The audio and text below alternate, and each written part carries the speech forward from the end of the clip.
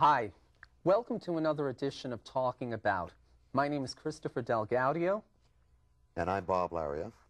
And this evening we're going to be discussing the state of the arts. Now, what exactly do we mean by the state of the arts? Well, Bob and I happen to be also, as well as guest hosts on Talking About this evening. We are producers of our own dramatic anthology series here on the Queens Public Television Network. The series is entitled The Realm of Never, and it will be available for viewing regularly in December on Tuesday nights at 10 p.m. on Channel 34. But basically, what we'd like to discuss is how we go about compiling a production, and about life in the theater, and actors, acting, and how we go about mounting our productions, which take more than just a little preparation. Exactly, Chris, you're correct. And basically we're going to cover how the planning process proceeds with a production. And let's say we'll take it from A to Z.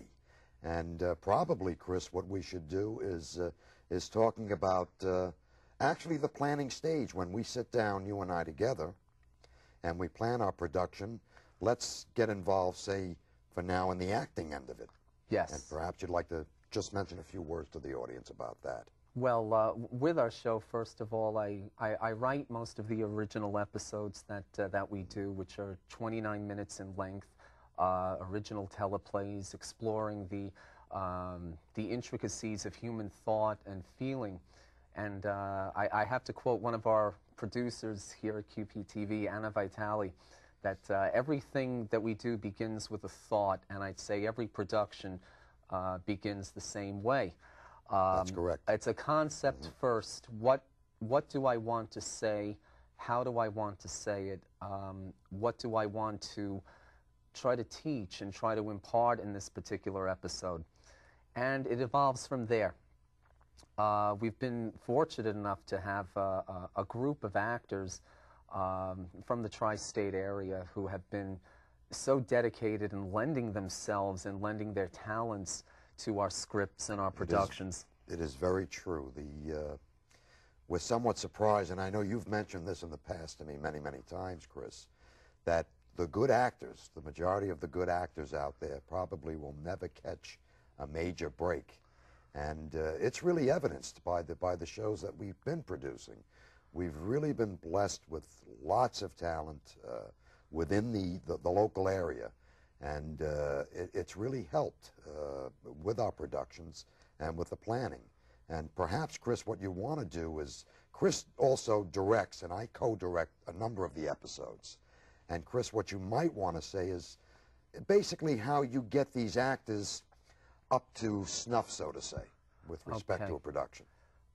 First of all, I would say I'm attracted to the type of performer that, like myself as a writer, has something they want to say and has something they want to express.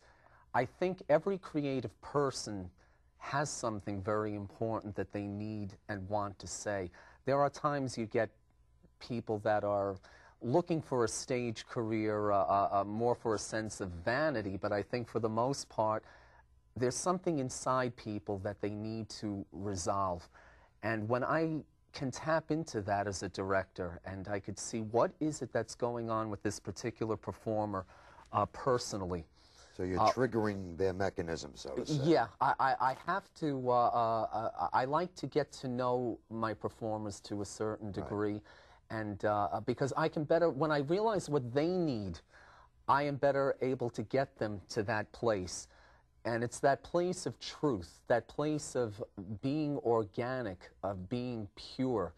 That's the only way that something is going to read truthfully in a production. So what you're saying is when you get them to that organic nature, that truth, that level, then you're able to bring out the best in their acting. Right. I'm able to, first of all, have them attach themselves and tune into their own truth. Right. And what I mean by truth is their own message, their own feelings, right, their own need to purge and to express. Once I'm able to do that, I can then marry them to what it is I want to say. Hopefully what I'm saying and what they need to express can overlap. Very often it does. If it doesn't, then that's where my job as a director has to come in, and I have to intertwine what they need to express with what the piece is expressing, and bring it in unison, and make it collaborate and cooperate. That's the challenge of a director. It's an excellent way of directing, and it's an excellent way of bringing out the talent. And I, as the co-producer, have seen this. It's really done well. And basically, I tell my actors a lot of the time, the acting process should never be a safe ground. It should never be comfortable. Taking risk. Yeah, it's a tremendous sense in taking risk, but what the risk is really tuning into a lot of forbidden areas in oneself. Places maybe they would ordinarily not want to go, but places that, because they are forbidden and because they are dangerous, they're also all the more truthful and all the more sensitive and all the more penetrating. And when they're tapped into and they're extricated in a performance, and you're attaching those feelings to words that I or any author has written, that's when you get moments. Right, in effect, as you mentioned earlier, it brings them to that level, that higher level. That higher level, just to make a piece resonate. The process usually in creating for the stage or even television and film, it comes from the writer first. The script is then translated through the director to the actor, because the director has to understand what the writer's vision is, but it's the director who's the conduit between the writer and the actor. He has to get the writer's vision into the actor's psyche and guide the actor to bringing it to life. And that's where the role of the director is very important. As a director, basically, Chris, you would explain to the audience, normally what we do is, well, you can explain, how many rehearsals before we can bring a show to be produced for television? Okay, for people who... And the audience may find this very surprising. But we only have the maximum, for the most part, of 6 rehearsals for all the shows that we do. There have been occasions we've had a little bit more. I don't recall us having any more than 12 rehearsals for a single episode that we take. For our audience, we can crack the whip, so to say. Yeah, they're very intensive rehearsals. I mean, usually for people in the theater, for a standard 2-hour play, there are rehearsals that could span 6 to 8 weeks, and usually 5 days a week, 5 evenings a week, and sometimes full weekends. So a lot has to be explored within a short period of time. Right, and we have been fairly successful at doing it. It's especially with the last several episodes that we've done, which were deep treatises on characterizations and emotions of people, and it actually was done in 6. I must hand it to the actors. I tip my hat off to them because they were able to come in and maintain that level that I think Chris and I were looking for when we did produce the shows. Now, again, Chris, keeping in mind the planning end of it, perhaps you'd like to tell the audience, basically, from a production standpoint, that time is of the essence. We must always keep the time element. We are producing for television, and television is limited by time. Of course. And perhaps you may want to expound a little bit on that, the times that we have to come in on and as we check in each rehearsal. Exactly. Well, like this show right here that we're doing, talking about, this program or any on public access for that matter cannot run beyond 29 minutes. And technically it's not supposed to be running short of 28 minutes. Now when you're doing a talk format, naturally you could be cued to speak faster or wrap up and so forth, and you could usually bring it in within that time frame. But not in our production. With our production, when you're dealing with a scripted type of situation, that has to be observed constantly. Exactly. And of course, the more we're producing, the better equipped we're getting at coming in within that format. But I recall before we actively started to produce, a lot of creative people that I had spoken with had said, you want to do this deep psychological exploration into the human psyche, into the human condition. Is 29 minutes going to be enough time to that's true. establish a character when most people would figure, well, you go to the movies and it takes you about 28 minutes to really start to get a sense of a character. Exactly. How are you going to evolve an entire premise within 28 to 29 minutes? But we have done it. But it has been done. It has been done. Of course, that would be better evidenced by our viewers and people who have seen the show and hopefully have been moved and inspired to any degree. Well, for those that are out there in the audience and that are thinking of getting involved in producing, directing, and writing a television show as ours, what you must get involved with, again, I'd like to get back more to the technical end of it, yes, the timing.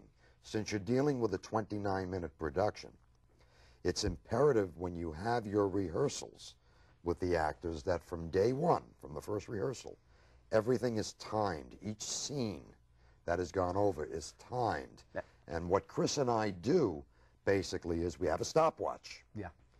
And we go back and forth, and we each keep time. And to make sure that the production comes in at the very proper time. And that's key. It's important because of the fact, as Chris mentioned earlier, 29 minutes in television is the maximum you're allowed on public access television. And if cuts need to be made, naturally that's when it has to be done. There have been a couple of episodes where I had to literally chart the maximum time that we could be at for each scene. Basically, it's within, if we go over that, naturally we can't even air the show, so we have to keep cognizant of that. We do have clips of the series as well right now that we would like to show our viewers from a couple of episodes that we've worked in, and we're going to roll them in for you now, and Bob and I will both be joining you right thereafter. Terrific, and we hope you'll enjoy those clips. Okay.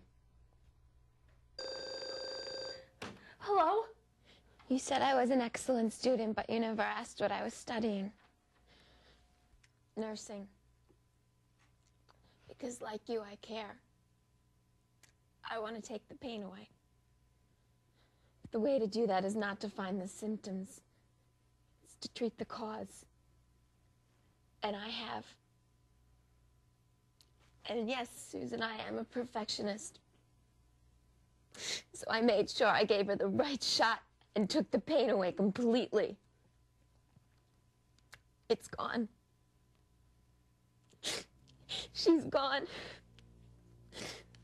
But what's so strange is that I've lived so long with the pain, I don't know if I can live without it. Betty, is Marion there with you?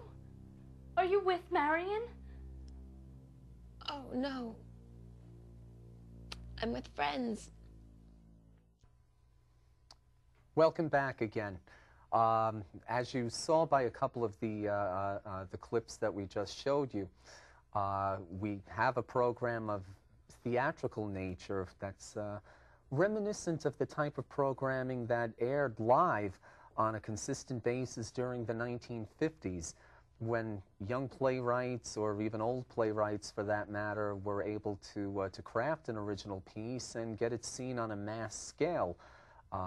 Today, of course, a lot has changed in the theater, in television, and there's much less, unfortunately, commercial forum for that type of thing.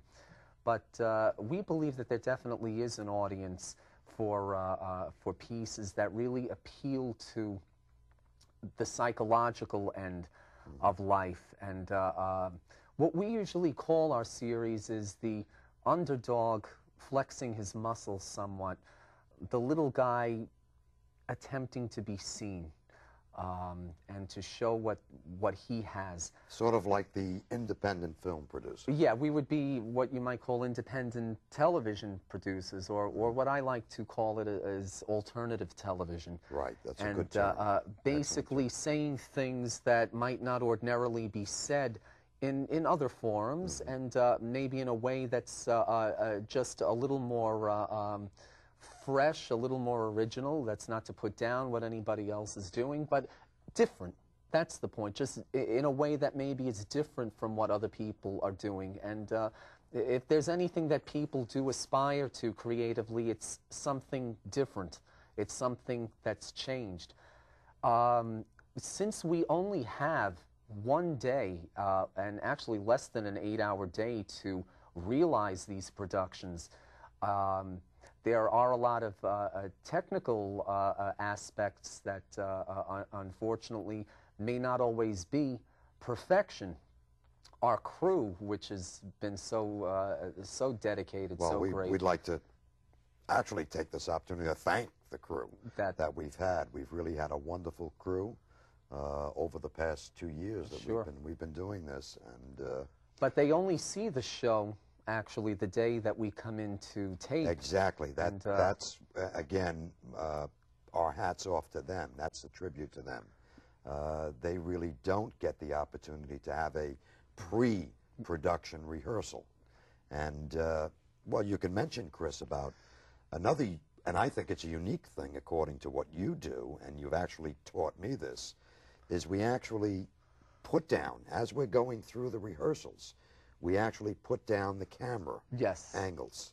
Perhaps you'd want to expound a little bit on that. Well, it's basically trying to prepare the crew to follow camera and sound directions as easily as possible, since they're not familiar with the context of the play, or never having seen it at all. Seen it until the particular day we're shooting. In standard television, they would have a day of blocking before they even shoot. We don't have that luxury. And you know, that's a luxury we don't have. So when I say it's the little guy flexing his muscle, basically, we have to relinquish control of a lot of aspects that might have a lot more polish and a lot more flair in other forums. At the same time, it's like an antique. With the scratches, with the imperfections, it begins a charm. It has its own appeal in being less polished, and it's just as good as something that is completely polished. That's the difference between an antique and a brand new piece of furniture. Right. And why they have, one has charm in one way and one may have it in another. Exactly, and that attractiveness, it becomes attractive. Our show can be chronicled maybe as a new style antique. That may have slight technical imperfections here and there, but at the same time, it's trying to say something that is very poignant and that is very important, and will hopefully, for the benefit of the community, because we are here for the community and we are here for the public. We are producing programs to benefit society and to help people to really think, to feel, to reflect on their environment, to see themselves in a way that perhaps they hadn't seen themselves originally. The beauty of art, of anything creative, I've always said, is like holding up a full-length mirror to oneself and having them look and having them reflect and really view themselves. Sometimes it's a very hard thing to do, but when one can do it and when one can attach to their own intricacies, and they can see in other characterizations their own strengths, their own weaknesses, their own flaws. I think it's a wonderment. It's very inspiring. I know when it's happened to me, when I've looked at other people's work, I attempt to instill that in viewers with what it is we're doing. Right. And offering. In a way, we could say it's not just we're trying to produce quality television, but we're educating. Yeah. I think that's the key word here. We're, we're getting people, or the audience, we're hoping that the audience reflects on their own inner selves. Because the only way we can change things, I think we have to first change ourselves. Absolutely. The only way we change ourselves, or to change the qualities that that make things not function so well in our lives, is to first acknowledge them, Like I had written in one of our episodes, the only way we can see the evil or conquer the evil is first knowing it and being able to fight it and to deal with it. That's where I think you mean by educating. Educating might be slightly a lofty word, but it's enlightening. And just making them see themselves, because we're all connected. And emotionally. To be entertained at the same time. And also throwing, say, a troupe of very unlikely people, of unlikely types, together in the mix of things, and not having characters that are very similar or very two-dimensional or very cookie-cutter type, but many different personas and characterizations that are thrown together and made to coexist. Because that is a reflection of life, I think. I was just about to say, more than anything else, that is what we all must do, whether we like it or not. We must interact with different people, and it's through the diversity that we actually realize how similar we all are, because we're connected emotionally and spiritually with the same feelings very often, the same hang-ups. It's just the package is different. What's inside is very similar. Our wrappings, our ribbons are different. And our show is trying to hook into that similarity. Once we undo the wrapping, once we undo the package, people are all the same. And we have the same obstacles. And I think when a creative person can tap into that, that's when you could maybe hit a wonderful stride. And it's what we attempt to do. And also, Chris, now bring us up to the point where, and I know that you'll be excited about this because Chris does get very excited. The day of the programming, as Chris mentioned earlier, we don't have the luxury of actually pre-production blocking, etc. So we have basically 8 hours, one day, 8 hours on a Saturday. And quite literally. To actually shoot it. And just you want to enlighten the audience as to what the day is. How does it get started? We also, one of the things we do as producers, exactly, we get the food. And also, Chris, what else do? We set the scenery. Well, first of all, this very stage here that we're on right now is where the show is taped, and we also have a cyclorama part of the stage, which is directly opposite to where I'm seated. We can see that right now. But we have three different color curtains here, and we have an entire lighting setup, and through color and scenery, it's a challenge to transform this relatively small space here into different locations. Exactly, with meaning. With meaning, and I have to think in terms of theatrical terms, stage terms a lot more, because logistically it's a lot easier. We're limited in terms of actual flats or scenery that we can transport into this place. So we have usually little scenic modules that we can bring with us, impressionistic type of scenery that we can hang on the curtain, suggesting either the premise of the story or the characterization. And we think it's worked well. Yeah, I mean, it serves its purpose. Of course, I would love to have sets that are a lot more detailed and a lot more elaborate. But the first and foremost aspect that I concentrate on, of course, is the story and characterization and the quality of the performances. The day transpires then after getting everything set up. Of course, there are lighting and sound checks and color balancing of cameras and making sure that everybody is in place where they need to be. That's about 3 hours in itself. So by the time we're actually shooting, we're about 4 hours into that 8-hour block. We're not talking before. Generally, I guess between 1 and 2. Yeah, so we really are. We are like the soap operas, say, of the 50s and 60s and even early 70s. We are in a live-on-tape type of format, which it is a challenge. The actors find it very exciting because it's something that they probably won't get the chance to do.